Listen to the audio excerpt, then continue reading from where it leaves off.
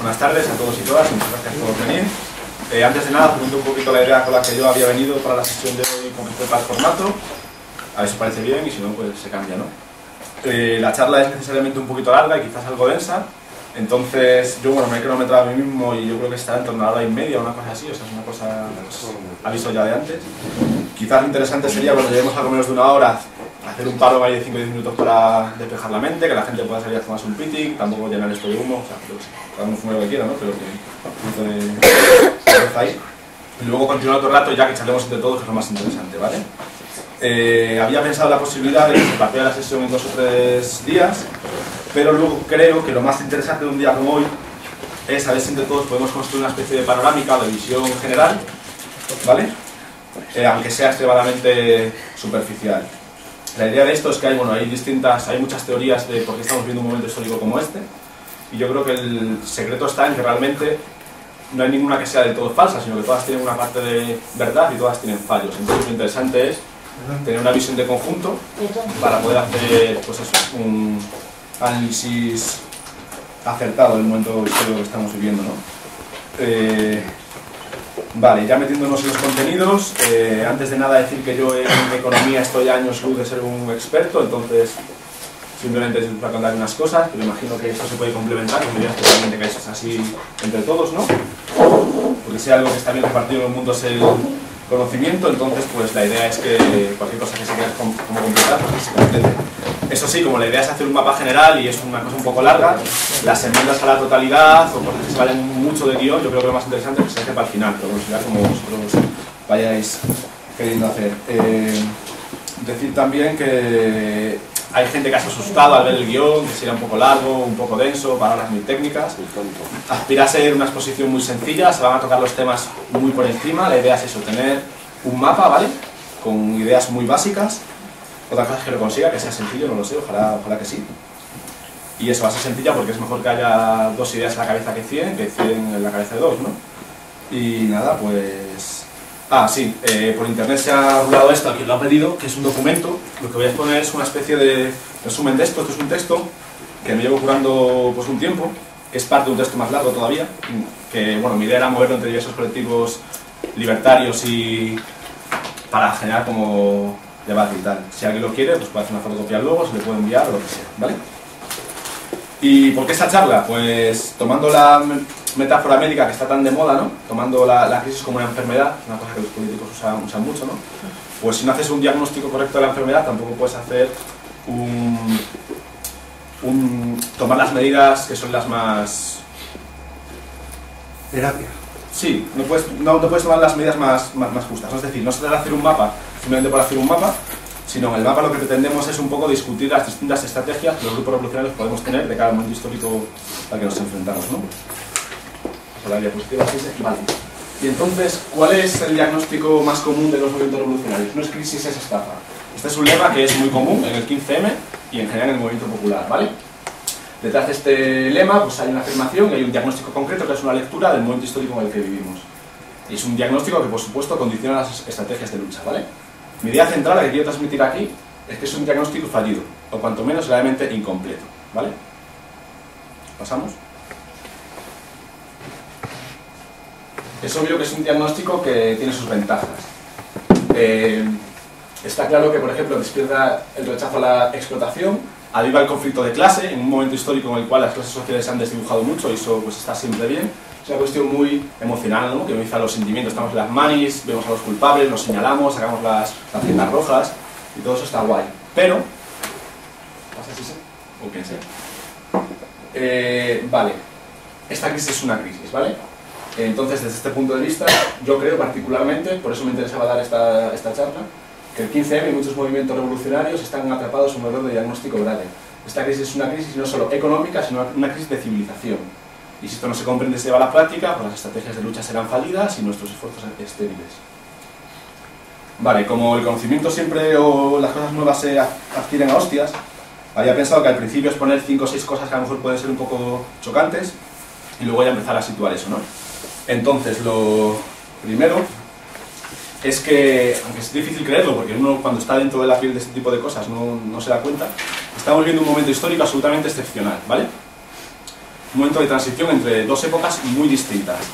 Lo podríamos decir, quizás suene muy grande ahora mismo, pero yo creo que no tanto, que estamos algo así como el colapso a cámara lenta del capitalismo, que se podría comparar a corto plazo, a lo mejor unas décadas, con algo parecido a lo que vivió la URSS, ¿vale? Y a largo plazo, es una tesis personal, a lo mejor hablo del siglo XXI, siglo XXII, a lo que fue la Edad Media para la época clásica, como la caída de Roma. Esto va a sonar súper exagerado ahora, yo espero que al final de la charla no suene tan exagerado, ¿vale? Vale, ¿alguien sabe lo que fue el informe del Club de Roma? Sí. Si lo quieres contar, José Ángel, así no, pero ahora sí, a bote pronto, sí, fue el primer informe donde se cuestionó los límites del crecimiento en el capitalismo, donde fueron los primeros estudios que dijeron que el desarrollo económico no podía ser infinito porque existían límites físicos al incremento de la producción sin fin. Sí, básicamente ese es un informe que se encargó en los años 70 por el Club de Roma, que era un grupo de ingleses de altos vuelos al MIT, el Instituto Tecnológico de Massachusetts, y como que introdujeron el ordenador más potente de la época, todas las tendencias de consumo de recursos del planeta, crecimiento de población, crecimiento de la vida urbana, etc. Y modelaron unos escenarios. En todos los escenarios, creo, a excepción de uno, en todos, el primer tercio del siglo XXI era un momento de colapso social, ¿vale? Si seguían las tendencias como estaban hasta ese momento. Las tendencias no solo han seguido, sino que se han incrementado. Bueno, vamos a vernos así como mucho en esto, pero aquí veis como el primer tercio del siglo XXI cae todo menos la mortalidad y la natalidad, con lo cual volvemos a un patrón de demografía preindustrial, ¿vale? Y vemos cómo pues, la renta per cápita toma por culo, los recursos a tomar por el culo, la población, bueno, a tomar por culo, etc. Entonces, esto es para decir que el eje central, el verdadero tema de nuestro tiempo, es lo que comentaba José Ángel, es ese choque físico de nuestra actividad con los límites del planeta, ¿vale? Es una cosa que la oímos de fondo, que está ahí, que los ecologistas nos dicen, pero que nunca realmente consideramos a la hora de evaluar los momentos históricos. Vale, y luego el desmontar 5 mitos alrededor de la crisis, que yo creo que es importante. El primero, como ya decíamos al principio, la crisis no es una estafa, es decir, no es una construcción ficticia por parte de nuestras élites con el objetivo de aumentar sus privilegios y dar una vuelta de tuerca a la explotación, ¿vale? Es una disfunción real de la estructura productiva. La crisis sí que es cierto que facilita prácticas de estafa, es decir, si a río revuelto ganancia de pescadores, a economía revuelta ganancia de especuladores. Y hay prácticas de estafa muy importantes y muy serias en este momento, pero no es el eje central, ¿vale? Pasamos. Siguiendo con lo mismo, la crisis no es intencional, es decir, es un hecho estructural que va más allá de la decisión de ningún grupo de individuos concretos. Siguiente mito de la crisis, no es pasajera. Hay mucha gente que entiende que este momento histórico es una fase depresiva del ciclo, como ha habido otras, ¿vale? Como fue la de los años 90, como incluso si te pones un poco más tal como pudo ser la de los 70 o en el 29. Sin embargo, yo creo que nos encontramos ante el último ciclo económico dentro de unos actuales parámetros de definición de lo que la economía es, que está basada en el crecimiento, ¿vale? Entonces, realmente la alternativa es una cronificación de la depresión, una depresión larguísima, o un declive brusco de la actividad productiva y de consumo. Pasa diapositiva. Por todo esto, la crisis no se puede enfrentar desde los planteamientos de las izquierdas tradicionales, ¿vale? ¿Por qué? Porque las izquierdas tradicionales han estado ligadas a una sociedad de energía abundante y barata. Entonces, hay una serie de instituciones que yo creo que están históricamente condenadas a un largo plazo, no hablo de mañana ni pasado, hablo de 20, 30 años, como puede ser la sociedad de consumo y el mercado global, que a lo mejor nos puede sonar bien, pero también en su faceta de redistribución equitativa, y también nuestras pautas de consumo, que todos somos un poco deudores de ellas. Gran parte del trabajo ligado a una estructura tecnoindustrial global vinculada al sector servicios, la cobertura social actual del estado del bienestar y la abundancia material de productos. Pasamos. Y por último, que estas son las cosas que más chocan, la crisis no es comprendida, ¿sabes? Ni por nosotros, pero desde luego, ni por ellos, ¿sabes? Ni porque tienen el poder, ¿vale? Esto entraremos luego un poco, choca mucho, hay una cita de Galbraith que me gusta mucho. La mayoría de la gente sobrevalora la inteligencia de aquellos que viven en estrecha asociación con grandes cantidades de dinero. Es una creencia errónea, como fácilmente revela los resultados finales. Bueno, la cuestión es que vivimos en un momento histórico, puesto ahí un estado de infracomunicación. Las condiciones que la sociedad genera para conocer lo que es el mundo y para valorar cuál es la importancia de las cosas son muy particulares de nuestra época, ¿vale? Y eso también influye. Luego entramos en ello. Esto simplemente para mostrar un panorama general luego ya entramos en el asunto. Vale, aquí nos metemos en el ámbito de la crisis. Yo tenía un láser que me lo he dejado en casa, así que, bueno, ya no lo sé.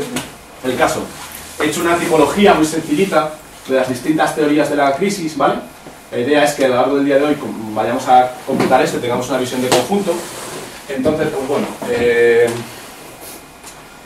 digamos que hay 5 grandes familias que explican por qué estamos viendo un momento histórico como este. Serían las teorías del lago financiero, las teorías del lago de la economía productiva, teorías geopolíticas, teorías de la maniobra de clase, teorías socioecológicas y la crisis de paradigma. Estas 5 se podrían como simplificar en 3 lecturas de la crisis, ¿vale? Una lectura económica de la crisis, una lectura sociopolítica de la crisis y una lectura ecológica ligada a problemas de cosmovisión. Vamos a repasar esto a lo largo del día de hoy, muy sencillito, ¿vale? Así tenemos una visión de conjunto. La teoría de la crisis como estafa, que predomina tanto, es una mezcla de estas dos, ¿vale? De la teoría del lago financiero, mayoritariamente. Esto es como todo un esquema y evidentemente va a hacer aguas por todas partes, pero es por tener unos rudimentos para manejarnos. Y la teoría de la maniobra de clase. ¿Pasamos? Vale, y nos metemos, he hecho aquí, para no tener que volver a la diapositiva todo el rato, pues una especie de esquemita guarro de la cuestión, y nos metemos en estas dos, ¿vale? La lectura económica de la crisis. Estas dos tendencias comparten como una sintomatología, ¿vale? Están de acuerdo que lo que pasa es una cosa, que es una desproporción entre economía financiera y economía productiva. Esa sería la causa profunda estructural de la crisis. Luego veremos por qué. Y lo que se diferencia en ambas es en decir cuál es la causa. Pero digamos que el diagnóstico de los síntomas es el mismo, ¿vale? Pasamos. Definiciones muy básicas para que nadie se pierda por si acaso, ¿vale? Economía financiera. Las finanzas en economía son las actividades relacionadas con los flujos de capital y dinero entre individuos, empresas, estados, en otras palabras, lo relativo a la atención de gestión y dinero, o sea, así como muy básico. La economía financiera, dinero, economía productiva real, actividades que generan bienes o servicios, es decir, cosas, dinero, cosas. O sea, es un esquema simplón y tonto, pero nos puede servir, ¿vale? Entonces, ¿pasa, Giselle? Bueno, esto es una tontería, que realmente esta división entre economía productiva y economía financiera es una mierda, porque realmente hay más. Hay la economía de los servicios que la naturaleza presta, que los economistas clásicos no la suelen tener en cuenta, y eso es parte ya del problema de todo, pero bueno, pasa. Algunos datos de esta desproporción entre economía productiva y economía financiera, ¿vale? O sea, entre el dinero y las cosas que hay. Se supone que el dinero es un traductor de las cosas que hay circulándose, se supone. Bueno, datos. En el año 1985, el valor de los activos financieros planetarios casi no superaba el agregado de renta del Producto Nacional. En el 2007 lo multiplicaba por 5. En algunos países como España lo multiplica por 9. Es decir, hay 9 veces más dinero que cosas. ¿Vale? Y esto es un movidón. Esto es un movidón. Vale, y ya si nos metemos en las transacciones monetarias apoyadas en nuevas tecnologías, relacionado al comercio de bienes, que es una parte pequeña de la economía global, no lo es todo, son 100 veces superiores. La economía financiera, las transacciones que luego se hacen a nivel real, a los productos reales o a los servicios que se intercambian, ¿vale? Son datos de Naredo, que es un economista ecológico español muy mítico. Pasamos. Bueno, aquí el gráfico. Esto es la economía productiva de Estados Unidos. Como veis, hasta los años 80 fue más o menos a la par. Ha ido creciendo. Y la economía financiera, que desde los 70, realmente desde la desregulación del patrón oro con la ruptura de los acuerdos de Bretton Woods por Nixon, se dispara. Pues todo. ¿Pasamos? Y esto, pues, otro gráfico muy parecido. El PIB del mundo, que sabéis más o menos, el PIB es como la suma de todas las cosas que se hacen, por así decirlo, de una manera como muy tonta. Y el índice Dow Jones, que es un índice de la bolsa, pues muy clásico para medir la evolución de la economía financiera. Veis que desde los 80 más o menos, una desproporción gigantesca. Vale, ¿qué representan estos dos huecos? Capital ficticio, pero para no meternos en berenjenales muy técnicos y teóricos, ¿vale? Pasamos, porque no tenemos así como mucho tiempo. Una cita además lanzada de circulación para simular la realización de mercancías, gravitando sobre la producción y el comercio como un maleficio de la modernidad burguesa. Pero para no meternos en berenjenales, porque yo creo que nos puede perder, pasamos. Es una forma muy sencilla, que me perdonen los expertos porque técnicamente es una aberración. Deuda. ¿Vale? Deuda. Riqueza prestada. ¿Y quién la presta? El futuro. Por tanto, riqueza que se inventan, pero que se espera que pueda ser materializada en cosas de aquí a unos años. ¿Vale? Aquí hablamos principalmente de dinero en sus tres versiones, porque el dinero no solo está el dinero circulante, el dinero de curso legal de los estados,